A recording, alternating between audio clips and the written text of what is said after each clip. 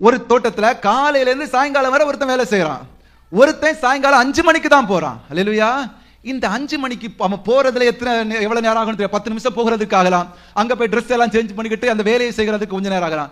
மீதி எவ்வளவு நிமிஷம் இருக்கும்னு நினைக்கிறீங்க? ஒரு 30 நிமிஷமோ 20 நிமிஷமோ அப்படித்தானே? அல்லேலூயா. அவ்வளவு நேரம் தான் இருக்கும்.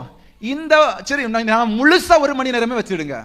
இந்த முழுசா 1 மணி நேரத்துல அவன் போய் என்ன செஞ்சிட முடியும்னு நினைக்கிறீங்க? அல்லேலூயா. முழுசா 1 மணி நேரம் அவனுக்கு இருக்கு. காலையில இருந்து போனவன் உதாரணமா ஒரு தோட்டத்துல பாத்தி பிடிக்கிறான், களை நறுக்கிறான், தண்ணீர் பாய்ச்சுறான், உரம் போடுறான், ஏதோ ஒண்ணு செய்யறான். ஆனா சாயங்காலம் 5 மணிக்கு வர்றவன் என்ன செய்ய முடியும்னு நினைக்கிறீங்க? அல்லேலூயா. அவன் என்ன செஞ்சிட முடியும்? ஒருவேளை நல்லா போனா ஒரே ஒரு செடிக்கு அவன் பாத்தி பிடிக்கலாம், அப்படித்தானே? அப்படி இல்லைன்னா ஒரு செடிக்கு அவன் கிளைகளை நறுக்கலாம். அல்லேலூயா. இந்த காலத்துல என்ன சொன்னா, நீங்க அவன் போய் மோட்டரை போட்டுட்டு இங்க வர்றதுக்குன்னா 1 மணி நேரம் முடிஞ்சிடும். தண்ணி கூட பாய்க்க முடியாது. அல்லேலூயா. ஆனா ஆண்டவர் அவனுக்கு முதல்ல வந்த அவனுக்கு கொடுக்கிற அதே நித்திய ஜீவனை, அதே ஆசீர்வாதத்தை, அதே ஒரு பணத்தை கொடுக்க ஆயத்தமா இருக்கிறார். அல்லேலூயா. ஆண்டவர் என்னோடு சொன்ன காரியம். அல்லேலூயா. நல்ல கவனமா புரிஞ்சு கொள்ளுங்க. நீங்க செய்கிற ஒரு வேலை கர்த்தருக்கு அவ்வளவு முக்கியம். அல்லேலூயா. ஏன்னா அவன் காலையிலிருந்து வேலை செய்கிறவனுக்கு கொடுக்கிற கூலிய சாயங்காலம் வரவனுக்கு கொடுக்கிறாருன்னா அவருக்கு அந்த வேலை எவ்வளவு முக்கியம்னு புரிந்து கொள்ளுங்க. அல்லேலூயா.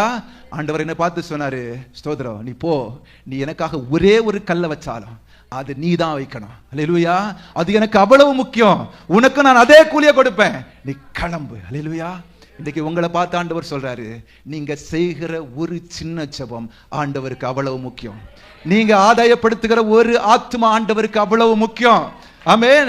நான் போய் என்ன செய்வேன்? வயசாகி போச்சு, நேரம் முடிஞ்சு போச்சு, நான் ரட்சிப்பு முடிய போகுது, என்னமே என்னால ஒன்னும் செய்ய முடியாதுன்னு நீங்க நினைச்சீங்கன்னா ஆண்டவர் சொல்றாரு, இப்பவாவது நீ தோட்டத்துக்கு போ, நீ ஒன்னும் செய்யாண்டா ஒரு அரை மணி நேரம் ஜெபம் பண்ணி பாரு, அந்த ஜெபத்துக்கு ஒரு பலன் உண்டு, அந்த ஜெபத்துக்கு வருகிற பலன் எனக்கு அவ்வளவு முக்கியம்னு சொல்றாரு. அல்லேலூயா. ஆமென். இப்பவும் நான் போக மாட்டேன், இப்பவும் நான் ஜெபம் பண்ண மாட்டேன், இப்பவும் நான் ஒன்னும் செய்ய மாட்டேன்னா, அல்லேலூயா, அவர் உங்களுக்கு வைத்திருக்கிறதான மேன்மையான நித்திய ஜீவன், அல்லேலூயா, மேன்மையான அந்த பலனை நீங்க இழந்து போயிடக்கூடாது. அல்லேலூயா.